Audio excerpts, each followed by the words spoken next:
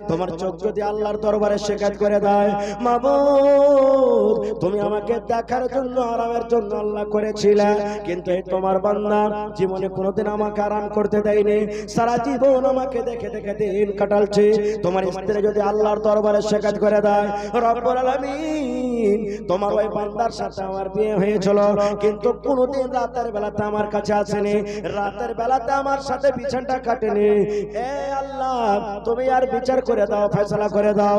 আল্লাহ রাসূল বলছেন, আবু দারদা রে, তুমি আল্লাহর হক আদায় করতে গিয়ে বিবির হক যদি মেরে দাও, আল্লাহর হক আদায় করতে গিয়ে মেহমানের হক যদি মেরে দাও, আল্লাহর হক আদায় করতে গিয়ে চোখের হক যদি মেরে দাও, আল্লাহর হক যদি তুমি ছেলেমেয়ের হক মেরে দাও রে, তাহলে শুনে নাও আবু দারদা, কাল কিয়ামতের দিন এরকম ইবাদত তোমার আল্লাহর দরবারে কবুল হবে না। এই জন্য সবকিছুরই হক তোমাকে আদায় করতে হবে। কি শুনলাম এই হাদিস থেকে? এই হাদিস থেকে অনেক কিছু মশলা আমরা জানতে পারবো, কিন্তু আমি হাদিসটা এই জন্য বললাম, ভাই মুসলমান, আল্লাহর নবী সাল্লাল্লাহু আলাইহি ওয়াসাল্লাম যে তারিকাতে যতটুকু ইবাদত করতে বলেছেন, তার থেকে যদি একটু আমরা বাড়িয়ে চড়িয়ে করে দিই, আল্লাহর দরবারে কবুল হবে কি? জোরে বলেন, কবুল হবে? কবুল হবে না খো। এবার যদি বলেন মাওলানা, যদি আল্লাহ তাবারাক ওয়া তাআলার রাসূল যা বলেছেন তার থেকে যদি আমরা একটু বেশি করে দিই, যদি আল্লাহ তাবারাক ওয়া তাআলা আল্লাহর রাসূল যা বলেছেন সেটাকে আমরা না মেনে মনের মতো একটু বাড়িয়ে কমিয়ে আমরা করি, তাহলে আমাদের ক্ষতি কিয়ামতের দিন কি হতে পারে? আমরা জান্নাত যাব কি জাহান্নাম যাব? এই একটা আয়াত কোরআনের আছে, বলতে গেলে আধ ঘন্টা সময় লাগবে, তবে আমি আয়াতটার দিকে যাব না, একটা হাদিসের তরজমা আপনাদের সামনে পড়েছি, ওই হাদিসটা আপনাদের সামনে আমি রাখছি। কি আল্লাহ রাসূল আজকে আপনারা যেমন বসে আছে, সাহাবায়ে কেরামের মাজমুআ, সাহাবায়ে কেরামের দল বসে আছে, আল্লাহ রাসূল সাহাবীরাকে বলছেন, ও আমার সাহাবীরা শুনে নাও, কুল্লু উম্মতি ইয়াদখুলুনাল জান্নাহ, আমার সমস্ত উম্মত জান্নাতের ভিতরে যাবে, সমস্ত উম্মত আমার জান্নাতের ভিতরে যাবে, সমস্ত উম্মত যত আমার জমিনের উপর উম্মত রয়েছে সমস্ত জান্নাতে যাবে। তাহলে নবীর উম্মত যারা নামাজ পড়ে ওরা নবীর উম্মত, যারা নামাজ পড়ে না ওরা নবীর উম্মত, যারা রোজা রাখে ওরা নবীর উম্মত, যারা রোজা রাখে না ওরা নবীর উম্মত, যারা দান করে ওরা নবীর উম্মত, যারা দান করে না ওরা নবীর উম্মত, যারা যারা ব্যভিচার করে ওরা নবীর উম্মত, যারা শরাব পান করে ওরা নবীর উম্মত। আল্লাহ রাসূল আমভাবে বলে দিয়েছেন, কুল্লু উম্মতি ইয়াদখুলুনাল জান্নাহ, আমার যত উম্মত রয়েছে সব উম্মত জান্নাতের ভিতরে চলে যাবে। এই হাদিসটাকে শুনে মনটা খুব খুশি হয়ে গেল নাকি? যে হাজি মাওলানা, ইয়ার আগে কত জালসা জুলুসে শুনেছি যে মদ পান করলে, আপনার নামাজ ছাড়লে, রোজা ছাড়লে এগুলা কাবিরা গুনাহ, বড় গুনাহ, আর আপনি বলছেন যে এগুলো করার পরও কিয়ামতের দিন জান্নাত পাবে। তাহলে হাদিসের এটা টুকরো হলো, তাহলে এত দান দিয়া নামাজ রোজা জায়গা জায়গা জালসা শোনার দরকার কি? তারপরে রাসূল বলেছেন, ইল্লা আবা, এ আমার উম্মত, সব আমার উম্মত জান্নাতে যাবে, কিন্তু ইল্লা আবা, যারা আবা ওরা জান্নাতে যাবে না, যারা আবা ওরা জান্নাতে যাবে না। রাসূল খাস করে বলছেন, ইল্লা আবা, যারা আবা ওরা জান্নাতে যাবে না রে, জান্নাতে যাবে না। এবার সাহাবায়ে কেরামের দল আল্লাহ রাসূলকে প্রশ্ন করে দিলেন, ইয়া রাসূলুল্লাহ, আপনি তো বললেন সব মানুষ জান্নাতের ভিতরে যাবে, কিন্তু যারা আবা এরা জান্নাতে যাবে না। নবী গো, আবা কাকে বলে গো নবীজি? আবা কাকে বলে? আবা কোন প্রকারের মানুষকে বলে? আবা কোন ধরনের লোকেরাকে বলে? নবী গো একটু বলে দেন। আল্লাহ রাসূল সাল্লাল্লাহু আলাইহি ওয়াসাল্লাম সুন্দর করে বলে দিলেন, মান আতানি দাখালাল জান্নাহ ওয়া মান আসানি ফাকাদ আবা।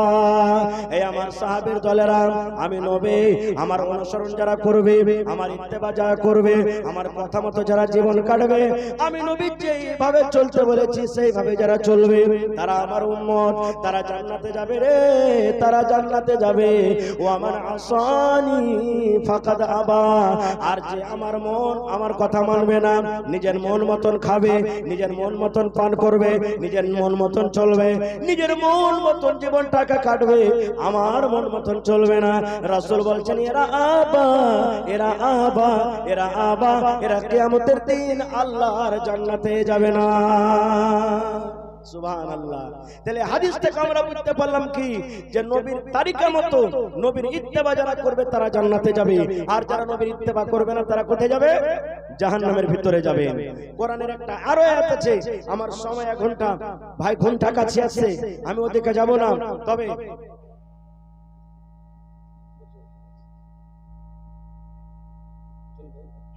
ভাই আমার সভাপতি সাহেব বলছেন যে আর 10 মিনিট বলেন, তাহলে কোরআন মাজিদের একটা আয়াত আপনাদের সামনে আর বলে দিই। যদি নবীর কথা না মানি, কত লোক বলে না যে দৌড়ি মাওলানা মৌলবীরকে বলার কাম বলছে, না মানলো তো কি হয়ে গেল, মৌলবীরা বলছে রে, না বললে ওরা কিয়ামতের দিন ধরা পড়বে। কত লোক বলে, মানে মানুষ আমল করবে না, আমল না করলে ও যে কিয়ামতের দিন ধরা পড়বে এটা দেখবে না, বলবে মৌলবীরা যদি না বলে তো কিয়ামতের দিন ধরা পড়বে ওরা। একটা আয়াত পড়ে দি ভাই, আল্লাহ রাব্বুল আলামিন কোরআনে বলেন ইন্নাল্লাযীনা কাযাবু বিআয়াতিনা ওয়াস্তাকবারু আনহা লা তুফাত্তাহু লাহুম আবওয়াবুস সামাই ওয়া লা ইয়াদখুলুনাল জান্নাহ হাত্তা ইয়ালিজাল জামালু ফি সামিল খিয়াম। সুবহানাল্লাহ। কত করেন আয়াতটা, কত মজবুত আয়াত। আল্লাহ কি বলছে? ইন্নাল্লাযীনা কাফারু বিআয়াতিনা।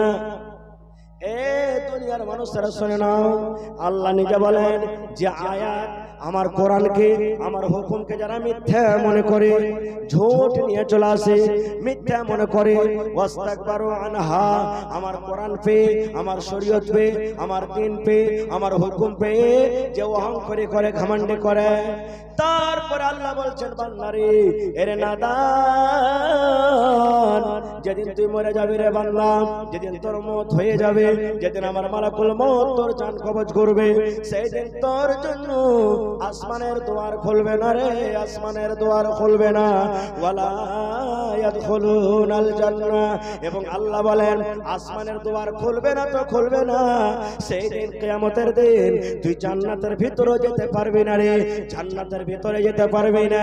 আল্লাহ তখন বলছেন বান্দারে, কিয়ামতের দিন যদি একটা কাজ করতে পারিস রে বান্দা, কিয়ামতের দিন যদি একটা কাজ তোর দ্বারাতে হয়ে যায়, আল্লাহ বলেন বান্দারে আমি তোর জন্য জান্নাত খুলে দেব, তুই জান্নাত যেতে পারবি রে বান্দা, যেতে পারবি। কি কাজ?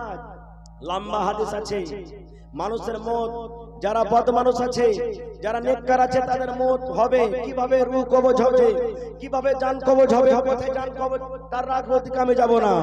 যেদিন কিয়ামত হবে, ওই কিয়ামতের দিন দুনিয়াতে যত মানুষ এসেছে সব মানুষ হাজির থাকবে কিয়ামতের মাঠে, নমাজি, বেনমাজি, রোজাদার, বেরোজাদার সব জমা থাকবে।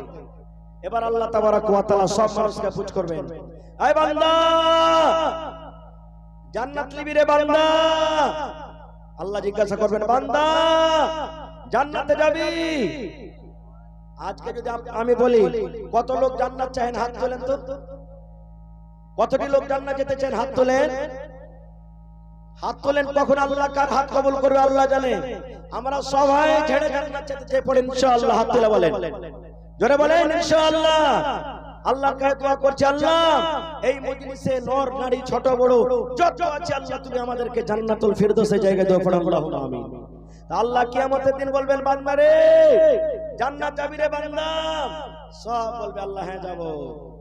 এবার আল্লাহ তাবারক ওয়া তাআলা সমস্ত বান্দারাকে কিয়ামতের দিন বলবেন, এরে আমার বান্দা শুনে লাও, এ আমেনা শুনে লাও, এ জাহেদা শুনে লাও, আব্দুল জব্বার শুনে লাও, আব্দুল গাফফার শুনে লাও, জান্নাত তোকে দিয়ে দেব রে বান্দা।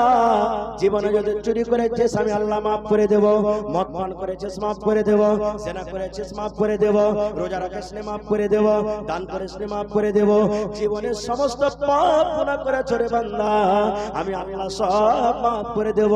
কিন্তু বান্দারে একটা তোমরা যদি কাজ করতে পারো, একটা যদি কাজ করতে পারো রে বান্দা, ওই কাজের বিনিময়ে আমি আল্লাহ তোমাদের জীবনের গুনাহকে মাফ করে আমি জান্নাতে দিয়ে দেব। মাত্র একটা কাজ। মানুষরা বলবে কিয়ামতের দিন, আল্লাহ একটাই তো কাজ করতে হবে আল্লাহ জি, আল্লাহ তাড়াতাড়ি করে বলো কি কাজটা করতে হবে, কাজটা করে আমরা জান্নাত চলে যাব। আল্লাহ আবার বলবেন, বান্দা কাজটা করতে পারবে, তোমাদেরকে জান্নাত দিয়ে দিব। সব লোক বলবেন, জি আল্লাহ কাজ করে নেব, আমরা জান্নাত চলে যাব। সুবহানাল্লাহ। এবার তখন আল্লাহ তাবারক ওয়া তাআলা একটা ফেরেশতাকে বলবেন, ফেরেশতারে একটা উট নিয়ে সরে ফেরেশতা, কিয়ামতের মাঠে একটা উট নিয়ে আসা হবে। আল্লাহ একটা ফেরেশতাকে বলবেন, ফেরেশতারে একটা সুই নিয়ে সরে ফেরেশতা, সুই নিয়ে আসা হবে। এইবারই মানুষ বলবে, আল্লাহ জি কেমন তোমার কাম, এখানে কেন উট নিয়ে আসা হলো, এখানে কেন সুই নিয়ে আসা হলো, আল্লাহ এটা কেমন কাম। এবার আল্লাহ তাবারক ওয়া তাআলা আবার ওই সমস্ত বান্দা বান্দীদেরকে কিয়ামতের দিন বলবেন, এ আমার বান্দা বান্দী শুনে নাও, এই যে তোমরা উটটা দেখছো, 8 মণ 10 মণ 12 মণ 14 মণ ওজনের উট দেখছো, আর এই যে তোমরা একটা সামান্য সুই দেখো, যে সুই দিয়ে দুনিয়াতে কত পকেট সিলাল ছিলেন, দুনিয়াতে কত বড় সিলাল ছিলেন, একবারে এমনে দিয়েছো, এমন থেকে বের করেছো, এমনে দিয়েছো, পকেটের ওমন থেকে বের করেছো। আল্লাহ বলবেন, বান্দারে আজকে তোমরা যদি জান্নাত পেতে চাও রে বান্দা, যদি তোমরা জান্নাত যাওয়ার আশা থাকে, যদি তোমরা আমার জান্নাত পেতে চাও রে বান্দা, আজকে তোমাকে পড়া সিলাতে হবে না, এই সুই দিয়ে তোমাদেরকে পকেট সিলাতে হবে না। কি করতে হবে আল্লাহ যে, আল্লাহ বলবেন, বান্দারে এক হাতে তুমি সুইটা নিয়ে লাও রে বান্দা, আর এক হাতে তুমি উটটা নিয়ে লাও। এই 5 মণ 7 মণ 10 মণ ওজনের উট, এই উটটাকে রে বান্দা আগা দেখতে পারো তো মাথার দিক দিয়ে দাও, পিছন দেখতে পারো তো পিছন দিক দিয়ে দাও, পার দেখতে পারো তো পার দিক দিয়ে দাও। বান্দারে এই 8 মণ 10 মণ ওজনের সুইটা, এই সুইয়ের ছিদ্র দিয়া এই 8 মণ 10 মণ ওজনের উটটাকে এই সুইয়ের ছিদ্র দিয়া এই পার দিয়ে তুমি যদি ঢোকাও আর ওই পার দিয়ে যদি বের করতে পারো রে বান্দা, তাহলে আমি আল্লাহ তাবারক ওয়া তাআলা তোমাদের জীবনের গুনাহ মাফ করে জান্নাতে দিয়ে দেব। সুবহানাল্লাহ। আচ্ছা বলেন তো, এত বড় ওজন আর সামান্য একটা এত বড় সুইয়ের ফুটো দিয়ে ছিদ্র দিয়ে সম্ভব আছে পার করানো? যাবে? জোরে বলেন, যাবে? কিয়ামতের দিন তখন আল্লাহর সামনে লোকেরা বলবে, আল্লাহ কেমন করে হবে, আল্লাহ এত বড় উট আর সামান্য এত বড় ছিদ্র দিয়ে আল্লাহ কেমন করে পাস করবো, আল্লাহ জি আল্লাহ পারবো না এটা কাজ করতে।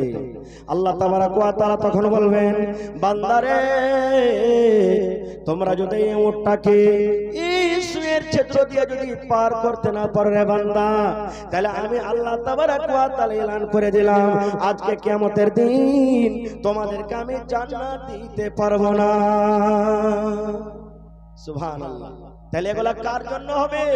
আল্লাহ বলে দিয়েছেন যে আয়াতকে, কোরআনকে, হাদিসকে, আল্লাহ এবং আল্লাহ রাসূলের কথাকে মানবে না এবং অহংকারী ঘমন্ডি করে চলবে।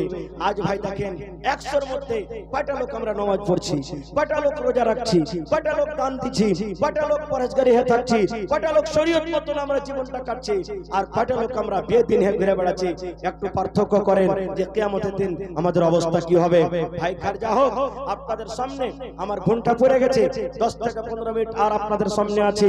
ভাই আমার, আল্লাহর রহমতে আপনারা যে যা পারেছেন দান করলেন, দান দিলেন। তবে আজকে এই মাদ্রাসার জন্য, আজকে এই কোরআনের জন্য, আজকে এই দ্বীনের জন্য, মাদ্রাসা আছে তো মুসলমান আছে, মাদ্রাসা আছে তো দ্বীন আছে, মাদ্রাসা আছে তো মুসলমানের ঈমান আছে। মাদ্রাসা বন্ধ হয়ে যায় তো মুসলমান শেষ হয়ে যাবে, মাদ্রাসা বন্ধ হয়ে যায় মুসলমানের দ্বীন শেষ হয়ে যাবে, মাদ্রাসা বন্ধ হয়ে যায় কোরআন পড়া বন্ধ হয়ে যাবে। এজন্য ভাই কোরআনের জন্য বেশি আমি চাহবো না। দেখে কোন একটা লোক আছেন এই মাদ্রাসাতে 1 ডিসমিল জমি দান করতে পারবেন? ভাই 1 ডিসমিল জমি বিক্রি করে যা টাকা হবে দিতে পারবেন। এবং দেখি 50টা লোক 1000 1000 1000 1000 করে, তারপরে 50টা লোক 500 500 করে, তারপরে আমি দেখবো আজকে 10,000 5,000 10,000 5,000 1000 ইটের দাম, 1 কুইন্টাল রডের দাম 5,000 170